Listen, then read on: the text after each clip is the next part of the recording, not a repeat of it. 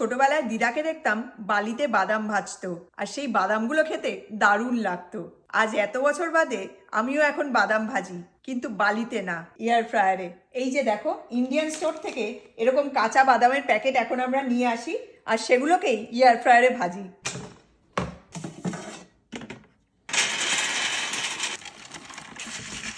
কাঁচা বাদামগুলোকে আমি ট্রেতে ঢেলে নিয়েছি।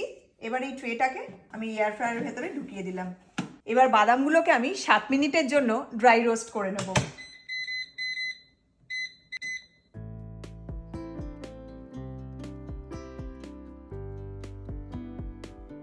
সাত মিনিট হয়ে গেছে। এবার তোমাদেরকে দেখাই যে কিরকম বাদাম রোস্ট হলো। এই দেখো, এখনো ধোয়া বেরোচ্ছে।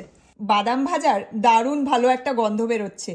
এটাকে একটু স্ট্যান্ডিং টাইম দিলেই আমাদের ড্রাই রোস্ট করা বাদাম একদম রেডি হয়ে যাবে। আর তোমরা যদি কেউ তেলে ভাজা বাদাম খেতে পছন্দ করো, তাহলে বাদামগুলো ড্রাই রোস্ট করার আগে ওপর থেকে সামান্য একটু তেল স্প্রে করে তার সাথে একটু নুন দিয়ে ভালো করে মেখে তারপর 7 মিনিটের জন্য এয়ার ফ্রায়ারে দিয়ে দেবে। তাহলেই রেডি হয়ে যাবে দারুণ টেস্টি তেলে ভাজা বাদাম। বিদ্যুৎ মিষ্টু এরকম ড্রাই রোস্ট করা বাদাম খেতে ভীষণ ভালোবাসে, আর সেজন্যই আমি সবসময় বিনা তেলে এয়ার ফ্রায়ারে এরকমভাবে বাদাম ভেজে নিই। চলো, টাটা।